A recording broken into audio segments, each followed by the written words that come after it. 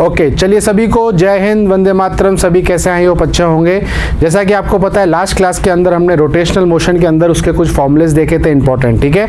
आज चलिए उसी पे बेस्ड हम पहले कुछ 3-4 क्वेश्चंस देखते हैं, फिर उसके आगे हम टॉपिक को कंटिन्यू करेंगे। उससे पहले आप सभी को बताना चाहता हूँ, शौर्य भारत की जो बुक्स हैं अब आप उनको घर बैठे मंगा सकते हैं अमेजॉन या फिर शौर्य भारत ऐप के थ्रू, ठीक है। तो चलिए स्टार्ट करते हैं।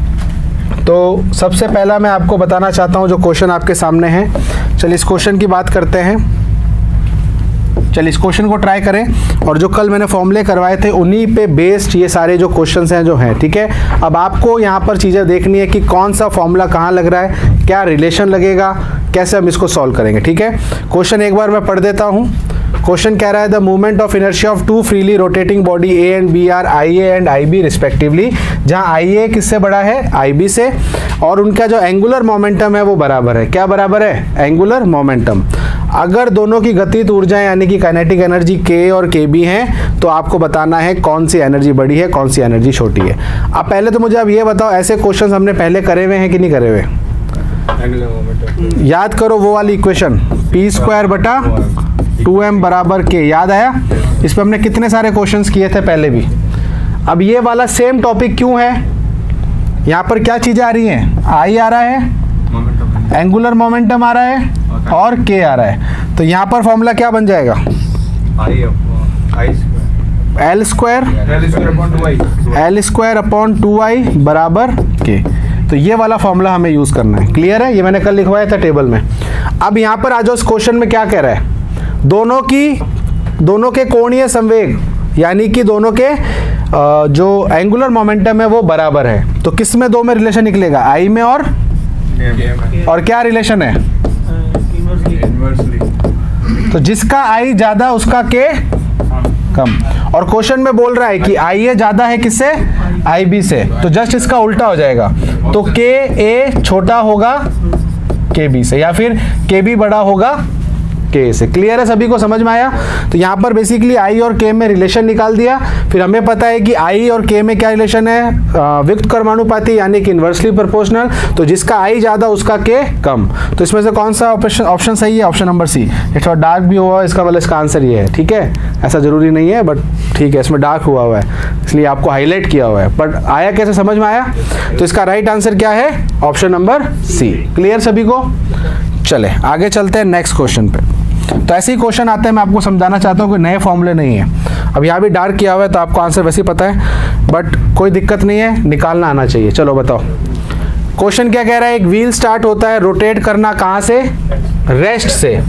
विराम अवस्था से घूमना प्रारंभ करता है, और वो कितना एंगुलर वेग कर लेता है?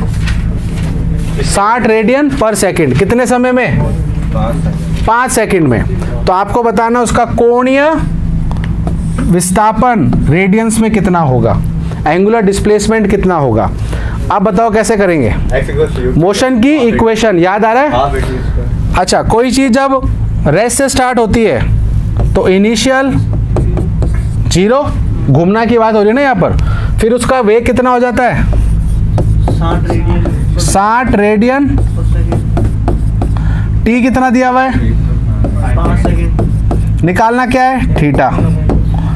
अब बताओ कैसे करोगे? सबसे पहले ए निकालोगे, अल्फा निकालोगे। क्या निकालोगे? पहली इक्वेशन से निकल जाएगा अल्फा। क्या होती है पहली इक्वेशन? तो ओमेगा एफ बराबर omega I plus alpha T, V equals to U plus A T. अब बताओ ये कितना है? 60। ये 0, तो नीचे सीधा टी लिख दूं यानी कि 5। तो अल्फा कितना आ गया? 12 आ गया। सबको समझ में आ गया? अब आप सेकंड इक्वेशन यूज करो या फिर थर्ड। सेकंड से करके देखते हैं। सेकंड इक्वेशन क्या होती है? थीटा बराबर omega I V sorry S equal to U T plus half A T square, U T plus half alpha. तो ये चीज़ तो 0 हो गई क्योंकि ये 0 है। थीटा हमें निकालना है। हाफ इंटू अल्फा कितना आया था? 12। टी कितना है? 5 इंटू 5। तो ये कितना आ गया? 25 इंटू 6, या फिर ऐसे बोल दो कि 150 आएगा। तो इसलिए हर डार्क चीज़ सही नहीं होती। क्लियर है? सबको समझ में आ गया? ये तो धोखा है ना, तभी तो बोला निकालो एक बार पता चलेगा। ठीक है? क्लियर है? समझ में आया ना सबको? कैसे आया? देख लो कहीं पर कोई घपला तो नहीं है। कैलकुलेशन समझ में आ गई? अच्छा, अगर मैं अब यहाँ से आपसे एक क्वेश्चन पूछता हूँ कि ये कितने चक्कर काटेगा, तो भी निकाल सकते हो। टोटल कितना इसका रेडियन है? 150 रेडियन। एक चक्कर में कितना रेडियन होता है? 2 पाई। कितना होता है? 2 पाई। तो हमें अगर टोटल चक्कर निकालने हैं तो क्या करोगे? 150 बटा, अब वो पॉइंट में आएगा तो आप उसको अप्रोक्स ले लेना, बट पॉइंट मेरा ये है कि आप इसमें नंबर ऑफ रोटेशन, कितने वो चक्कर लगाएगा, वो भी निकाल सकते हैं। सभी को क्लियर हो गया? तो ये हमारा क्वेश्चन किसके ऊपर बेस्ड है? मोशन की इक्वेशन। तो इसीलिए हमने जो पुराना जो मोशन पढ़ा हुआ है उसी से लिंक करते हुए हमने इस चीज को समझा है। क्लियर है? हाँ। ओमेगा बराबर थीटा अपॉन टी होता है। हाँ, उससे नहीं आएगा सर। पर ये 0 से स्टार्ट हो रहा है ना, कांस्टेंट 60 से जो कह रहा है वैसे नहीं आएगा। तो भी उसे कितना आ रहा है? 300 आ रहा है। नहीं, उससे नहीं आएगा, क्योंकि मोशन की इक्वेशन है। इसको वैसे समझना, 0 से वो जा रहा है 60 के बीच में, तो उनके बीच में तेरे को थीटा पूछा है। 60 कंटिन्यू चल रहा है, उसका थीटा नहीं पूछा है। वो रेस्ट से स्टार्ट हो रहा है और कहाँ तक पहुंचा है? 60 तक। उसके बीच में उसने कितना रेडियन कवर किया है, ये वो पूछ रहा है। ना कि आप जो कह रहे हो वो आप जो निकालोगे वो निकालोगे 60 पे, उसका थीटा कितना होगा 5 सेकंड में, जब वो लगातार 60 पे घूम रहा है, वो अलग चीज़ है। ये 0 से 60 तक जा रहा है तो कितना थीटा उसने कवर किया। चले नेक्स्ट क्वेश्चन चलें। ओके, इसको ट्राई करो। क्वेश्चन एक बार पढ़ लेते हैं। क्वेश्चन है कि द एम आई क्या होता है? Moment of inertia. Fly wheel का मतलब आप समझ सकते हो, व्हील यानी कि जो चक्का होता है जो घूमता है ना, व्हील। तो गति पालक इसको बोलते हैं। जो फ्लाई व्हील जो होता है ज़्यादातर ये हमारी गाड़ियों में होता है, ठीक है। बाकी ये रोटेटिंग चीज़ एक चक्के जैसा ही होता है। अच्छा, उसका आई आपको दिया हुआ है। वैल्यू ऑफ टॉर्क आपको दी हुई है, न्यूटन में आपको प्रोड्यूस करती है। अच्छा, टॉर्क निकालना है आपको। क्या निकालना है? टॉर्क निकालना है। और ये 20 रेवोल्यूशन पर सेकंड कर रहा है, कितने सेकंड में? 20 सेकंड में। अब सबसे पहला, अगर आपको नहीं समझ में आ रहा है यहाँ क्या फॉर्मूला लगाना है, तो सारी क्वांटिटीज एक बार लिख लो। चलो मैं तरीका बता रहा हूँ। आई कितना है? 20। यूनिट चेक कर लो, सही है, केजी में सही है। अच्छा, क्या निकालना है? टॉर्क। और क्या? अच्छा ये बताओ, ये क्या है? डब्ल्यू। ओमेगा। क्यों है? हाँ वही ओमेगा, डब्ल्यू नहीं बोलते उसको। क्यों है? बिकॉज रेवोल्यूशन पर सेकंड। याद आ रहा है आरपीएस? याद आ रहा है आरपीएस? ये असल में ओमेगा है। क्या है? ओमेगा। कितना है? 20 आरपीएस। क्लियर है सभी को? टाइम कितना है? 20 सेकेंड। अब देखो, अगर आपको अभी भी समझ में नहीं आ रहा है कि क्या करना है, तो इसको किस में बदल दो? एल में। लीनियर क्वांटिटीज में बदल दो। अगर आपको फॉर्मूला समझ में नहीं आ रहा ना क्या लगाना है। 20।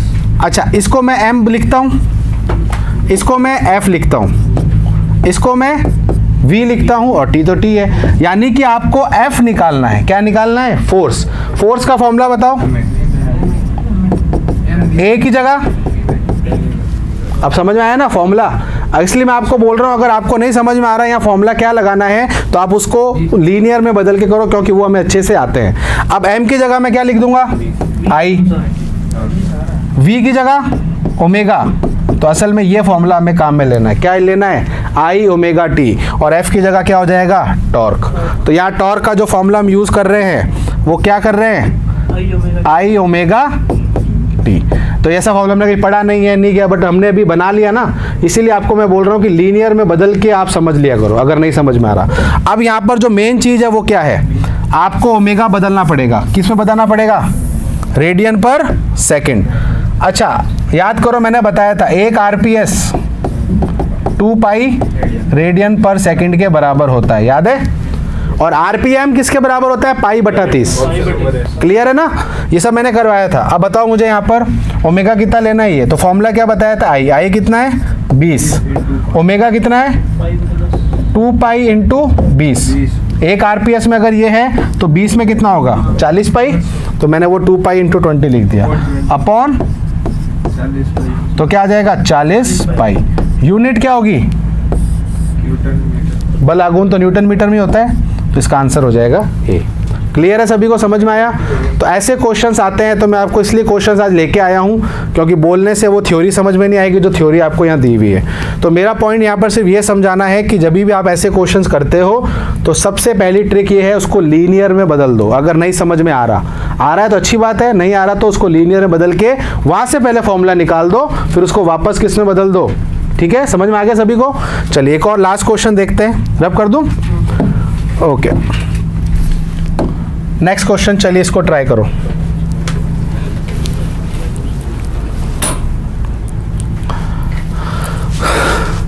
Instantaneous angular position of a point on a rotating wheel is given by this equation.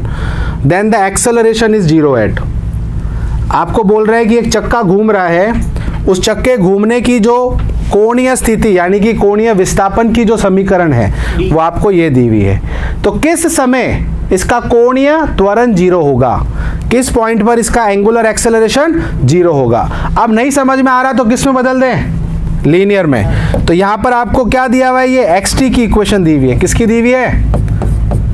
आपको पूछ रहा है किस पॉइंट पर a 0 होगा, तो हम xt को 2 बार करते हैं, dx/dt एक बार आएगा तो वेग आएगा, 2 बार करेंगे तो एक्सेलरेशन आएगा। अब इसको हम वापस बदल लें अपन ने कोणीय में, तो d²θ/dt ये हमारा अल्फा होता है, और इसको हमें 0 रखना है और t का मान निकालना है। सिंपल सा क्वेश्चन है। अब बताओ, एक बार करेंगे तो कितना आएगा? Option number A, option number A 6t² minus 12t, ये एक बार करेंगे तो आएगा। आ जाएगा। एनडीए की क्लास अभी चल रही है ऑनगोइंग। टाइमिंग्स क्या है आपके? यही है, नहीं आज तो लेट आए हो आप। 1 से सर, 1 बजे से। टाइम देखो ना, अभी 1:40। न्यू ज्वाइनिंग अभी जस्ट। अभी आप बैठ जाओ, वैसे थोड़ा सा इधर शिफ्ट हो जाओ, इधर आ जाओ, आगे आ जाओ।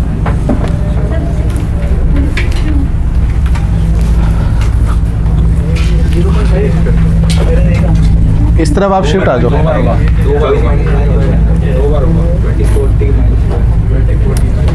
2040 कोई दिक्कत नहीं। 2040 ओके, तो ये एक बार डिफरेंशिएशन किया तो क्या आया? ये क्या होगा हमारा ओमेगा। एक बार और करेंगे तो क्या आएगा?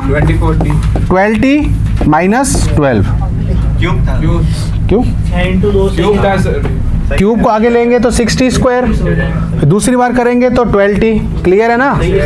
कोई दिक्कत नहीं है। अच्छा, इसको किसके बराबर रखना है? 0 के। किसके बराबर रखना है? 0 के। अब 0 के जब मैं रखूंगा तो 12t किसके बराबर हो गया? 12 के। तो t किसके बराबर हो गया? 1 सेकेंड। तो इसका राइट आंसर क्या हो जाएगा? D option. Is it clear? समझ में आ गया? तो यहां से हमें यह समझ में आता है कि जो क्वेश्चंस होते हैं रोटेशनल के, वो असल में सेम है किसके? लीनियर के। बस आपको ये समझना है कि कौन सा लॉजिक कहाँ पर लग रहा है। Is it clear? तो ये सारी जो चीज़ें थी हमने समझी है। 4 क्वेश्चन अभी इनफ है आपको इस पर्टिकुलर टॉपिक के लिए। अब चलिए आगे चलते हैं, ठीक है? Now we will start a new topic. तो नया टॉपिक अपना इसमें ये रहेगा,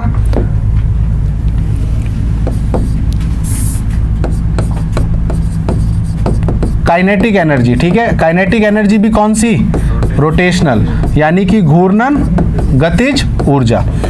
अब होता क्या है कि हमें रोटेशनल एनर्जी को काइनेटिक एनर्जी को समझना है कि क्या होती है। उसके लिए अपन जो यहाँ पर अभी टॉपिक स्टार्ट कर रहे हैं वो होता है रोलिंग। क्या होता है? रोलिंग। अच्छा, पहले रोलिंग पे जाने से पहले, रोलिंग का मतलब होता है लुढ़कना, कोई चीज़ अब रोल करती है। अब रोलिंग को समझने से पहले हम 2 टर्म्स को यहाँ समझते हैं। एक होता है स्लाइडिंग। क्या होता है? स्लाइडिंग। और एक होता है रोटेटिंग। दोनों में फ़र्क समझाओ। और एक होता है, और एक तो ये रोलिंग है ही है। ठीक है, तो कुल मिला के ये 3 टर्म्स होती है। तीनों टर्म से पहले आपको फ़र्क समझ में आना चाहिए, फिर मैं काइनेटिक एनर्जी के कॉन्सेप्ट पे आता हूँ। तो पहले अपन इन तीनों पे पहले फोकस करते हैं। चलो, कोई बता सकता है तीनों में डिफरेंस क्या है? स्लाइडिंग कब होती है, रोटेशन कब होता है, और रोलिंग कब होती है?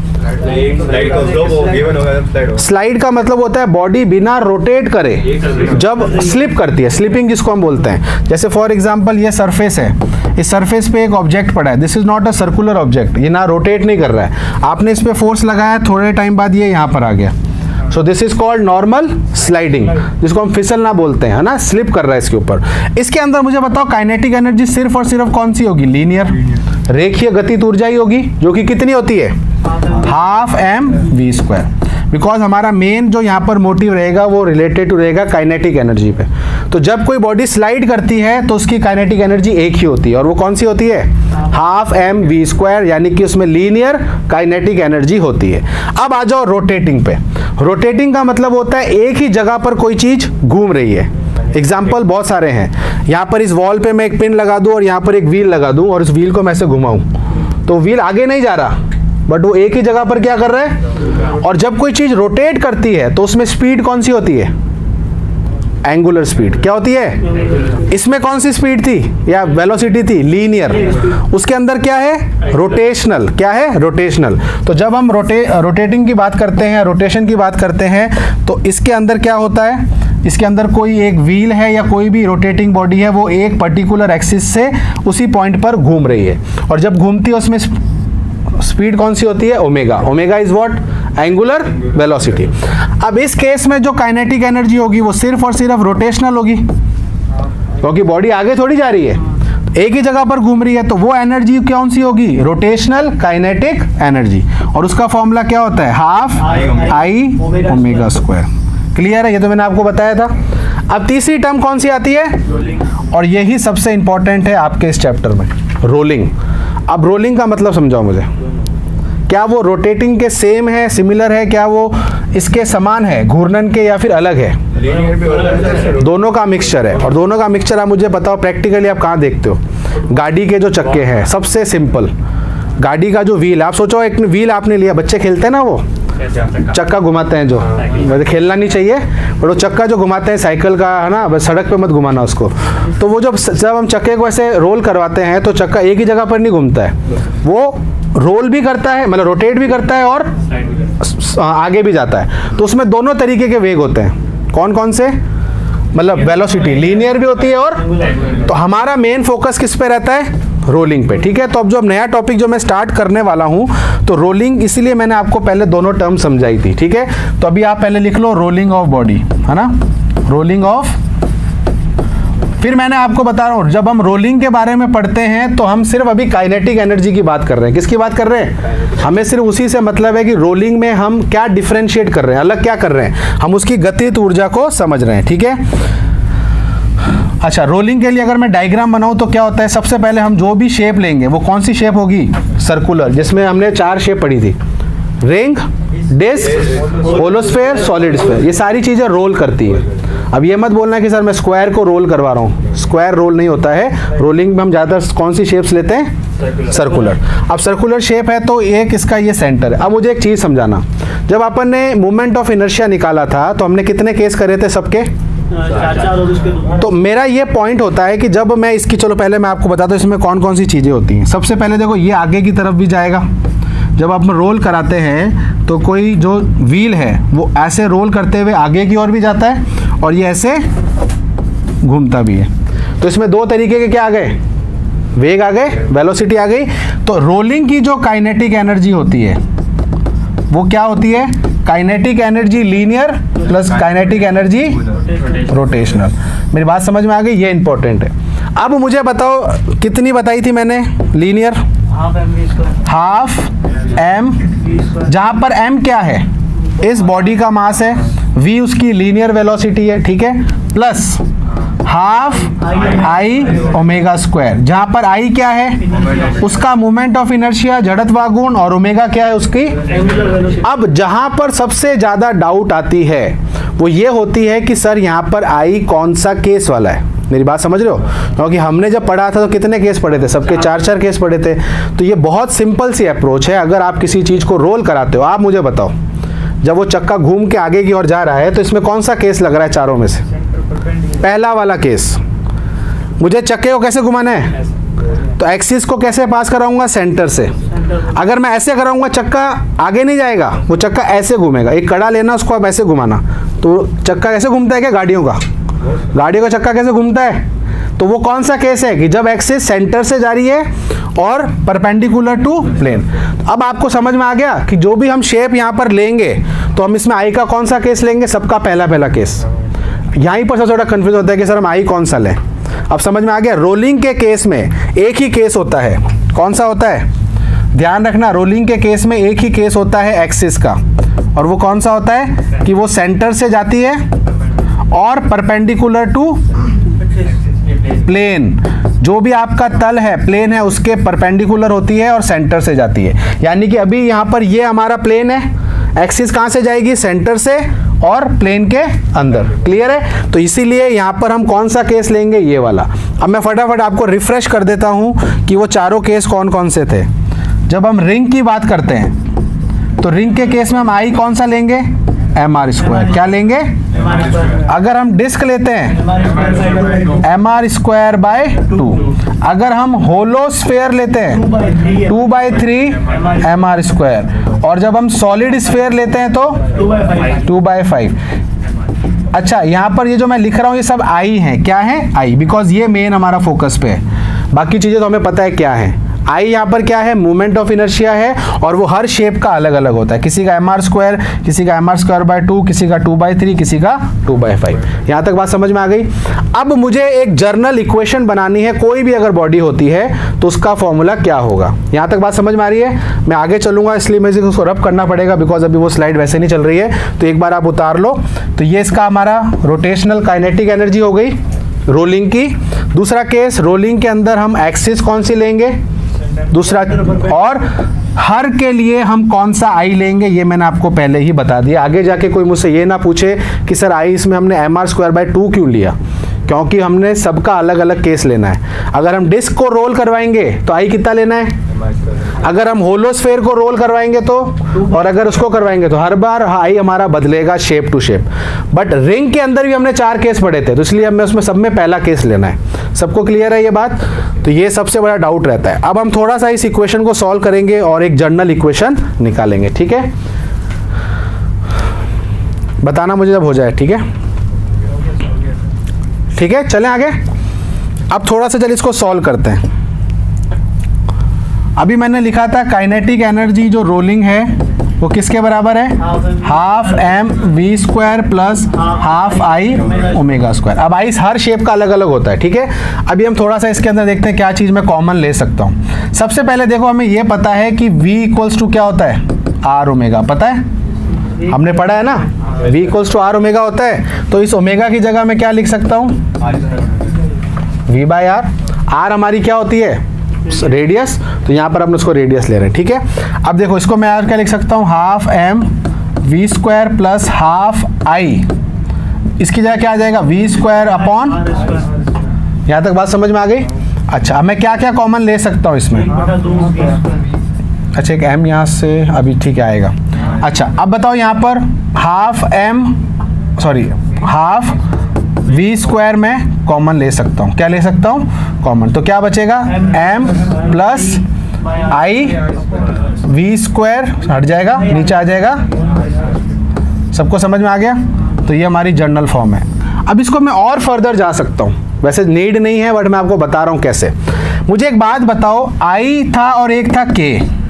k क्या था, घूर्णन त्रिज्या, रेडियस ऑफ जायरेशन बताया था। अब मुझे बताओ इनमें क्या रिलेशन होता है आई और के में, नहीं रिलेशन क्या होता है, हाँ I equals to root sorry के इक्वल्स टू I/m। तो मैं ये क्यों कर रहा हूँ, बिकॉज मैं इस आई को भी यहाँ पर ओपन करूंगा अभी, ठीक है, ताकि मैं उसको के की टर्म में लेके आऊँ। तो मुझे बताओ यहाँ पर इस आई की जगह मैं m² लिख सकता हूँ। हाँ, कौन सी क्लास, हाँ जाओ जाओ, तो वैसे ही क्लास होने वाली। हाँ बताओ, अब मेरी बात सुनना, हमें पता है आई किसके बराबर होता है, m² के। इसकी जगह मैं रख देता हूँ, ठीक है, 12v² m प्लस m, क्योंकि हर का k अलग अलग होता है, सबको पता है ना। अब मैं इसमें से m भी कॉमन ले लूँ तो फाइनल क्या आ गया, 12mv² 1 प्लस k² अपॉन। तो ये ज़्यादातर आपको बुक्स में देखने को मिलता है। तो ये हमारी काइनेटिक एनर्जी क्या होती है, रोलिंग की। अब आप मुझे बताओ, हर शेप का के अलग अलग होगा ना, के कौन सा लेना है, पहले केस वाला। अब समझ में आ गया ना। अब एग्जांपल देता हूँ, सुनना। रिंग को रोल करवा रहा हूँ, किसको, तो उसका के कितना होगा, पहले तो मुझे ये बताओ पहला कौन सा केस लेना है, mr²। इसका के कितना होता है, r। आर रखूंगा, आर स्क्वायर से आर स्क्वायर कट गया तो कितना हो गया 2, 2 से 2 कट गया तो क्या आ गया। mv स्क्वायर तो रिंग की रोलिंग गतिज ऊर्जा कितनी होती है। mv square. क्या ऐसे आप सारी शेप की निकाल सकते हो।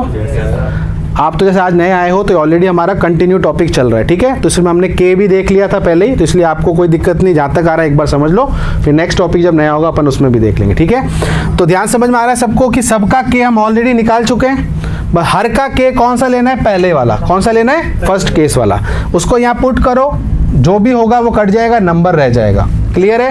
और फटाफट मुझे डिस्क का बताओ चलो।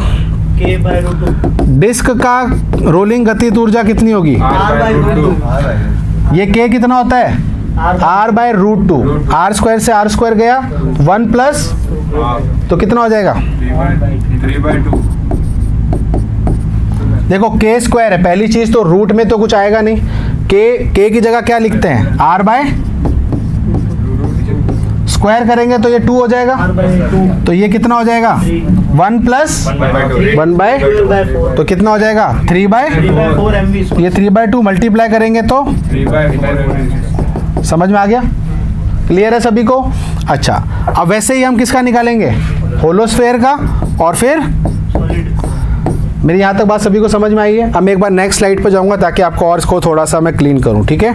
तो कुल मिला के हमें ये पता चल चुका है कि काइनेटिक एनर्जी रोलिंग के अंदर टोटल बता रहा हूँ मैं, कितनी होती है, half M V square 1 plus K square upon R. अब किसी को अगर ये याद नहीं रहती तो वो भी सही है, कौन सी वाली, half M V square plus half I omega square. तो ये कोई गलत नहीं है, बस वो है कि फिर आपको इसको और ओपन करना पड़ेगा। क्लियर है। अब जो क्वेश्चन आते हैं उसको अब अच्छे से सुनना मेरी बात। मैं हर किसी का टोटल निकाल सकता हूँ, हर की मैं टोटल रोलिंग एनर्जी जो है काइनेटिक निकाल सकता हूँ। क्वेश्चन ये आता है कि उस टोटल रोलिंग काइनेटिक एनर्जी के अंदर कितने प्रतिशत हमारी लीनियर है और कितने प्रतिशत हमारी, सलमान खान का शो नहीं चल रहा, कितने प्रतिशत वो वाला नहीं है, कितने प्रतिशत इसके अंदर रेखीय है यानी कि लीनियर है, और कितने प्रतिशत इसमें रोलिंग है मतलब रोटेटिंग है ना। तो ये हमें क्वेश्चन पूछा जाता है। जैसे मैं आपको भी एक करके बताता हूँ। पहले हम रिंग की बात करते हैं। किसकी बात करते हैं, रिंग की। मुझे बताओ काइनेटिक एनर्जी रोलिंग कितनी आई थी, कितनी आई थी, अभी निकाली थी, एम। अब मेरा क्वेश्चन ये है कि ये क्या है, ये 100% है ना। मेरा क्वेश्चन ये आता है कि इसमें अब काइनेटिक कितनी है लीनियर और काइनेटिक रोटेटिंग कितनी है। तो देखने वाली बात है कि हमारी काइनेटिक वो कौन सी होती है, linear, half M V square, just इसका आधा। तो इसीलिए इसमें जो क्वेश्चन आता है वो ये होता है कि इसमें 50% काइनेटिक एनर्जी कौन सी है, रेखीय, प्लस 50% कौन सी है, रोटेशनल। बात समझ में आ गई कि जब कोई रिंग रोल करती है, जब कोई रिंग लुढ़कती है तो उसके अंदर आधी तो होती है कौन सी, लीनियर, और आधी होती है, तो जब दोनों को आप जोड़ोगे तो क्या आ जाएगा, एम बी स्क्वायर। अब प्रश्न आपको सीधा परसेंटेज में पूछा जाता है। किसमें पूछा जाता है। अब ये 50% किसकी बात कर रहा हूं मैं, टोटल की। अगर टोटल मेरे पास 100 है, उस 100 में से 50 क्या है, उसमें लीनियर है और 50 हमारी, यहाँ तक बात समझ में आ रही है। अब दूसरा आप मुझे खुद बताओ, डिस्क का अभी चलो एक बार बताओ वापस कितना आया था, के रोलिंग कितना आया था, 3/4 mv स्क्वायर। फिर मैं आपको ट्रिक बताने वाला हूँ। हाँ की इसका कितना आया था, 3/4। ये मेरा 100% है। अब आप मुझे बताओ इसमें रोलिंग कितनी है और इसमें काइनेटिक लीनियर कितनी है। दूसरी तो अपन ऐसे ही निकाल सकते हैं, बस एक बार क्या निकाल दो, 3/8 mv। देखो हाफ एम वी स्क्वायर हमारा क्या होता है, लीनियर। मैं आपको बहुत सरल भाषा गणित में बस समझाता हूँ। एम वी स्क्वायर को भूल जाओ, किसको भूल जाओ, टोटल कितना है 3/4। 3/4 है हमारा 100%। हमें बताना है कि हाफ उसका कितना परसेंट है, ये तो बताना है।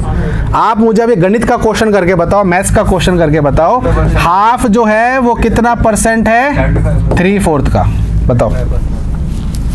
ये तो मैथ्स का क्वेश्चन पूछा है मैंने। आधा कितना प्रतिशत होता है 3/4 का, परसेंट। मेरा क्वेश्चन है कि हाफ कितना परसेंट है 3/4 का। ये नॉर्मल मैथ्स का क्वेश्चन है, ये तो अभी मैं कुछ रोलिंग का भी नहीं पूछ रहा हूँ। मेरा क्वेश्चन है 75% है। और कोई 67.6। मेरा क्वेश्चन समझ में आया ना? ये 3/4 हमारा 100% है, इसमें से हाफ कितना प्रतिशत है? 66.66 होगा। 66.6 एग्जैक्ट कैसे आएगा तू बता ना। अच्छा नॉर्मल, अब देखो आप क्या भूल जाते हो, आप थोड़े से हाईफाई हो जाते हो कई बार, पता नहीं बड़ा कोई फॉर्मूला लगा रहे हैं।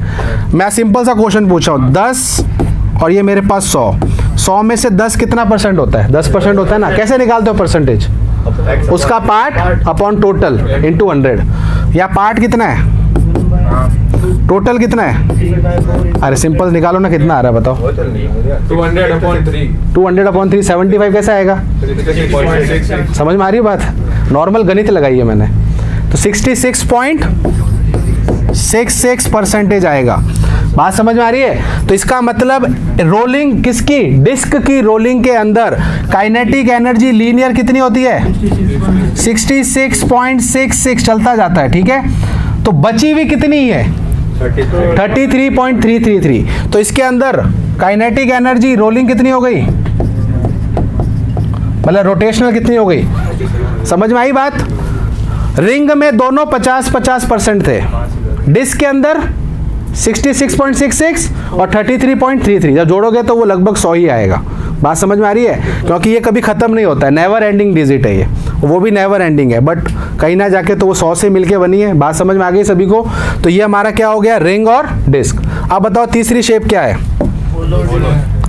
तीसरी शेप आती है होलो। अच्छा पहले होलोस्फेयर का हमारे को के रोलिंग निकालना है। चलो बताओ कैसे आएगा? फॉर्मूला क्या था? हाफ m v² 1 + k बटा। अच्छा अब आपको बस ये बताना है कि k कितना होता है पहले केस में। अच्छा k कैसे निकालते हैं? अगर आप भूल जाते हो तो बता देता हूँ। k होता है √i/, होलोस्फेयर का i कितना होता है? 2/3 mr²। नीचे m है, m से m गया तो 2/3 r² का रूट करेंगे तो कितना आ गया? 2/3 रूट इंटू r। ये k होता है किसका? होलो। इसकी वैल्यू मैं कहाँ रखता हूँ? यहाँ पे। इसका फिर स्क्वायर होगा तो ये रूट हट जाएगा। तो देखो 1 + 2/3 तो आएगा, बस r² कट जाएगा। ये कितना होता है बताओ? 5/3। अब 5/3 जो है मल्टीप्लाई किससे करूंगा तो कितना हो जाएगा? 5/6 mv²। ये किसकी आ गई?